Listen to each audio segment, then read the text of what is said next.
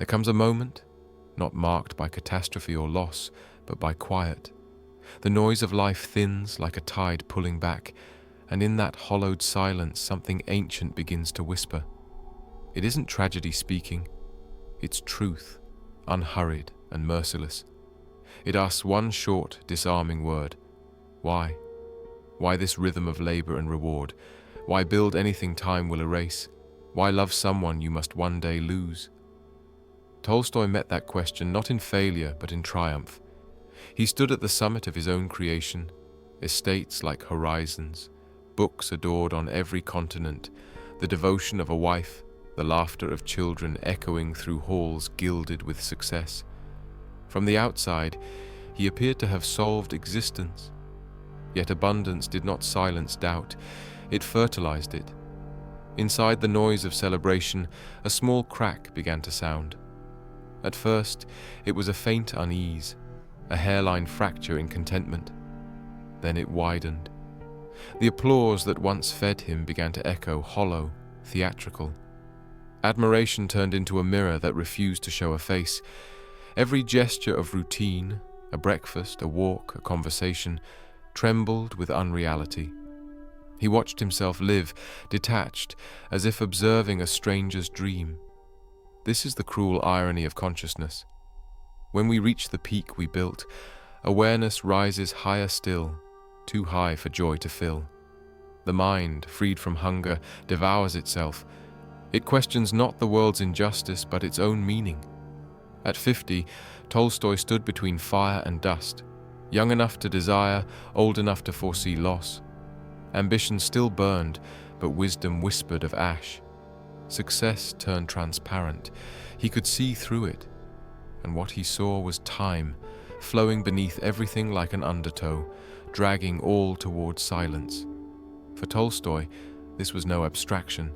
The same brilliance that built his empire now dismantled it. He saw that every brick of his world rested on impermanence. Every joy carried its own vanishing point. Every heartbeat counted down to the last. At first, that clarity brought peace, a fragile stillness. But stillness, left unchecked, becomes unbearable, because it reveals what the noise was hiding. And what it revealed was this: meaning is not owned. It cannot be stored in books or applause. It dissolves under too much light. Tolstoy realized he had lived as if purpose were a possession, something earned by intellect and labor. Now he watched it evaporate between his fingers, and no genius could grasp vapor. He was not shattered by tragedy, but by truth, the simple, unblinking truth that every human victory fades. And in that fading, he met the oldest question in the world: what remains when nothing remains? If this search for truth mirrors your own, stay. Here we don't chase comfort, we face clarity.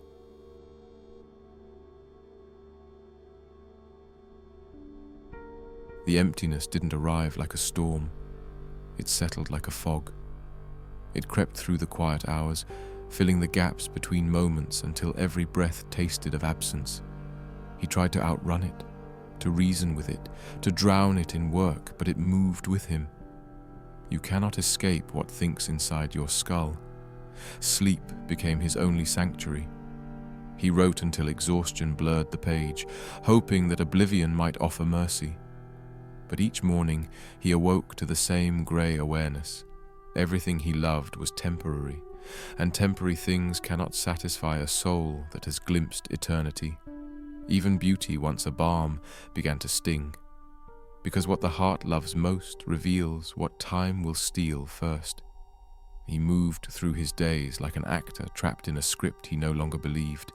The world continued around him, the rustle of pages, the laughter of children, the smell of bread, but all of it felt staged, rehearsed, far away. His mind, merciless and sharp, dissected every joy until nothing remained but the absurd fact of impermanence. That is the cruelty of intelligent despair. It doesn't dull the pain, it defines it. When an ordinary mind grieves, the storm passes. When a brilliant mind grieves, the storm takes root. Tolstoy's intellect, once his weapon, became a scalpel turned inward. He could trace his own agony with surgical precision down to its logical core, and logic, when pursued too far, turns into a blade without a handle. Knowledge, his lifelong ally, now became his executioner. He saw the world as a grand performance built over a pit. People worked, laughed, prayed, loved, as if the curtain would never fall. But he could see it, the black fabric hanging at the back of the stage, the darkness waiting beyond. And once seen, it could not be unseen. This was not depression, as modern medicine would name it. It was an existential exposure, the soul stripped of disguise. Every sunrise reminded him that time was moving. Every sunset whispered that he was not eternal. Even beauty became unbearable because it made transience visible. He tried to write, but his words felt dishonest. He tried to pray, but silence answered louder than any god. He confessed that he considered ending his life, not from hatred of living, but from the cold conviction that life itself was meaningless.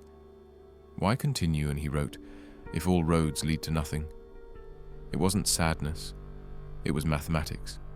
A perfect, pitiless equation. Everything born must vanish, and yet something inside him refused.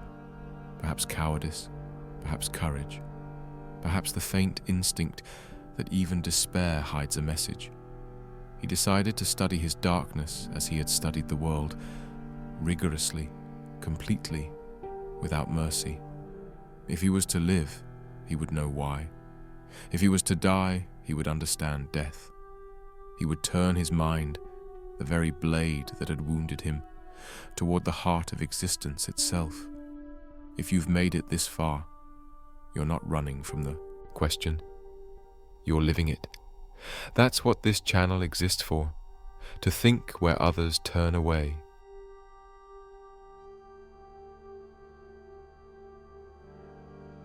Every awakening begins with a story.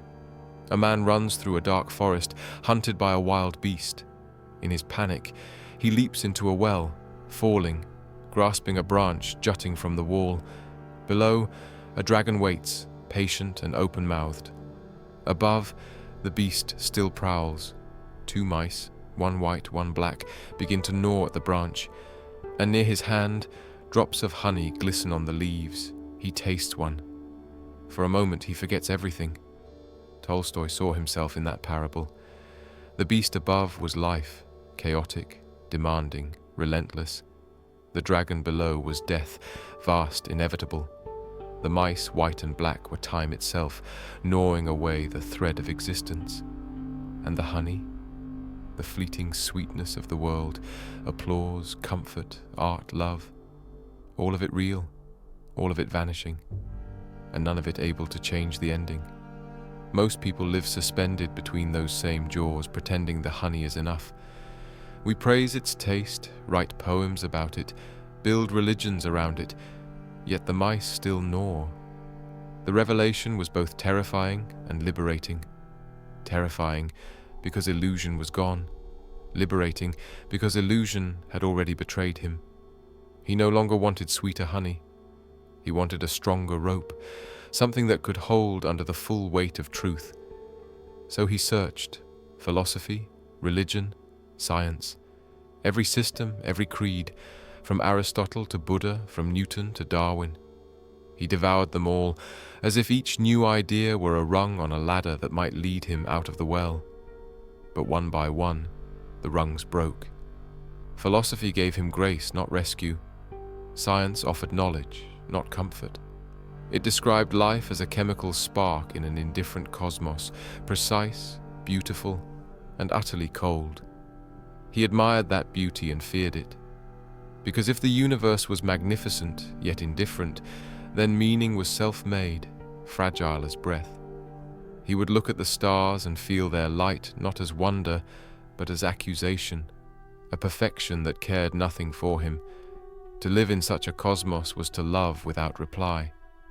He tried to build his own philosophy, but it turned to sand. Every argument circled back to emptiness. The more he understood, the less he believed. His pursuit of knowledge became its own despair, a mirror reflecting only the futility of its gaze.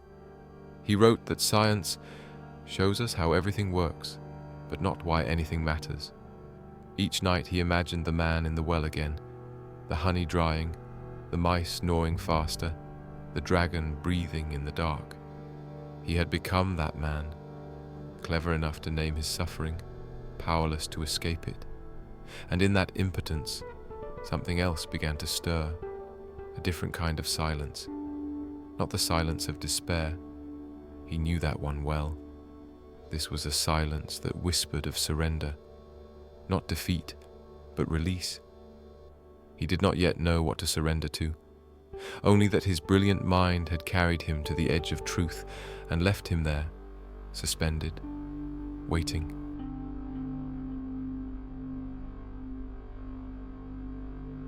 He began to study people the way a philosopher studies nature, quietly, attentively, without judgment.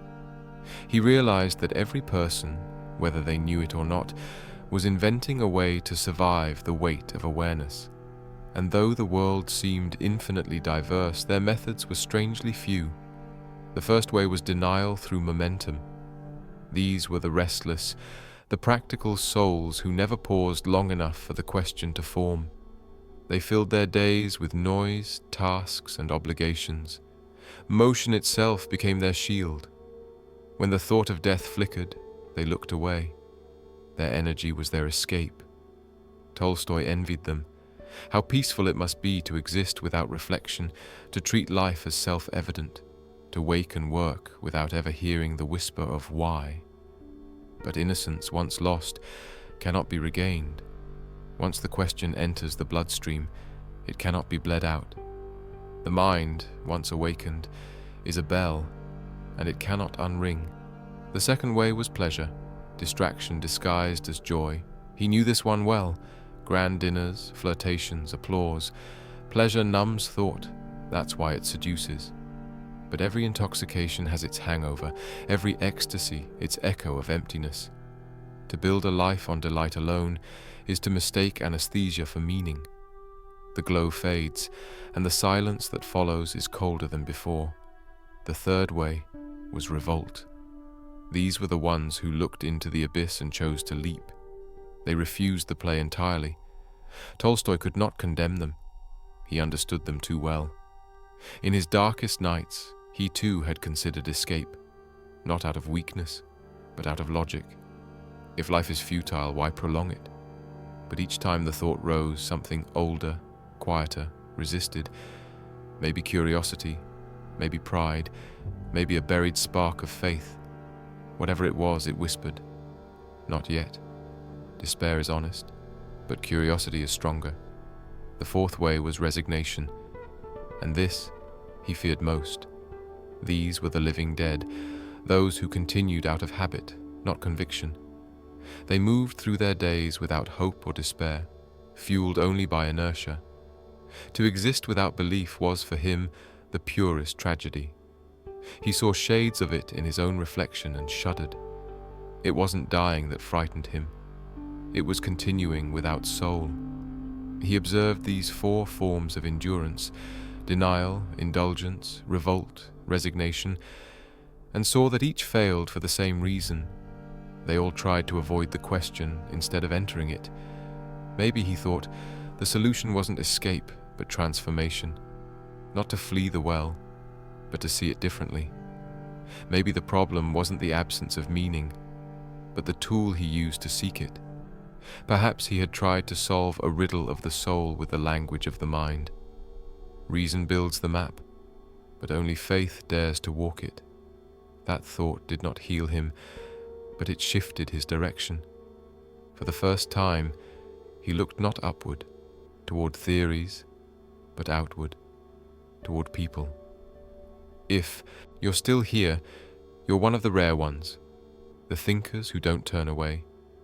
This is the path, not comfort, but clarity, not answers, but truth lived fully.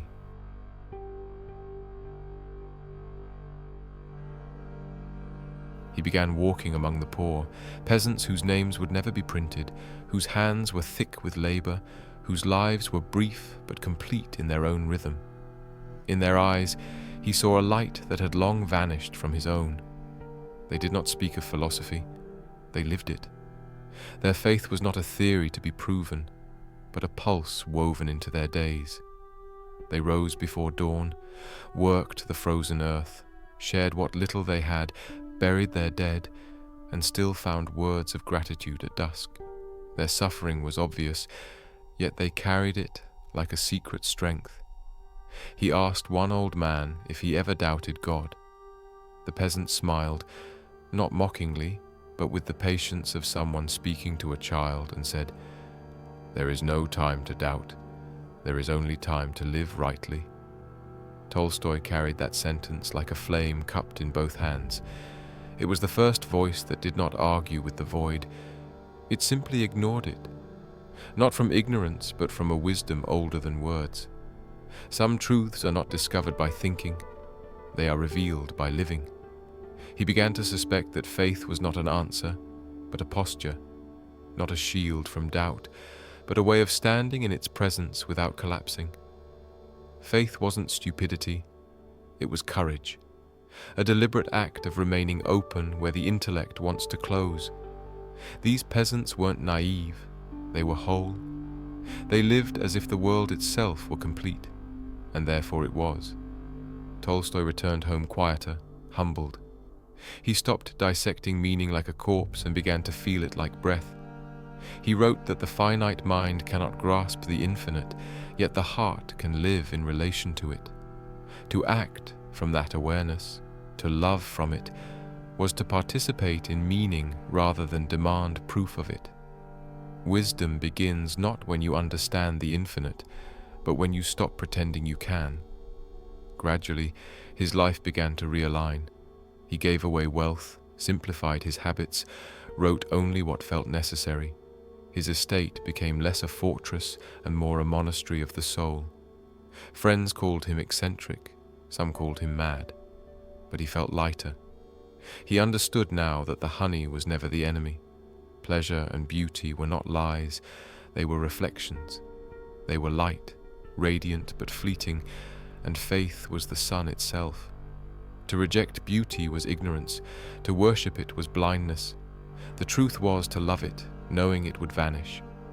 If this journey speaks to something inside you, stay close. Here, we walk the same path, learning not to escape meaning, but to live inside it.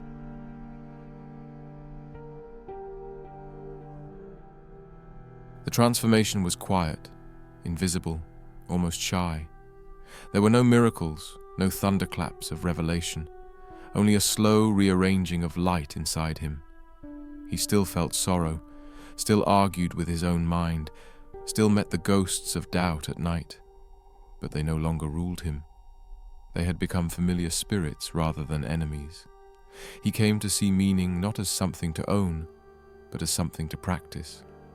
Purpose, he realized, is not a destination, it's a direction. To live well is not to solve life, but to consent to it, to meet it exactly as it is and act with integrity anyway. Faith to him became the art of walking in darkness without lying to himself about the light. He once wrote that faith allowed him to live without lying to myself. That was not belief, that was honesty. Faith did not erase the darkness, it only taught him how to see within it. He did not remove the dragon from the bottom of the well. He simply stopped mistaking it for meaning's enemy. The dragon was truth. The rope was trust. Faith showed him not how to escape death, but how to live without pretending it wasn't waiting. In his final years, he lived simply, almost ascetically, plain clothes, simple food, open heart. He gave much, spoke gently, forgave quickly. His home became less a monument and more a workshop of compassion. He wrote less about war and more about forgiveness. He no longer sought to dominate truth. He wanted to serve it. Peace entered him like weather, sometimes fierce, sometimes still, but always real. Each time it returned, it lingered longer. He discovered that the meaning of life is not hidden in achievement or intellect, but in the quiet act of aligning one's small will with the vast rhythm of existence. Meaning, he found, was not out there in the stars. It was here, in the act of seeing clearly. When he died at 82, far from his estate, in a small railway station dusted with snow, he carried no trophies, no titles, no possessions. But witnesses said there was serenity in his face. Not the serenity of ignorance, but of understanding. He had made peace with the paradox that once haunted him, that everything ends, and therefore everything matters. Because if the branch will break, then every moment of holding it is sacred. If the honey will run out, then each drop is a gift. If time devours us, then to love, to work, to forgive, even briefly, is an act of defiance against oblivion. That is Tolstoy's final bequest. Not an answer, but a way of being. To stand between the beast and the dragon, fully awake, tasting sweetness without illusion, climbing with faith though the top is unseen. When the branch begins to crack, as it always does, whisper, not with fear, but with gratitude, "I have known the honey, I have seen the rope, and that is enough." If these words reach you, let them stay. Subscribe, not to follow, but to remember, to keep climbing even when the top is unseen.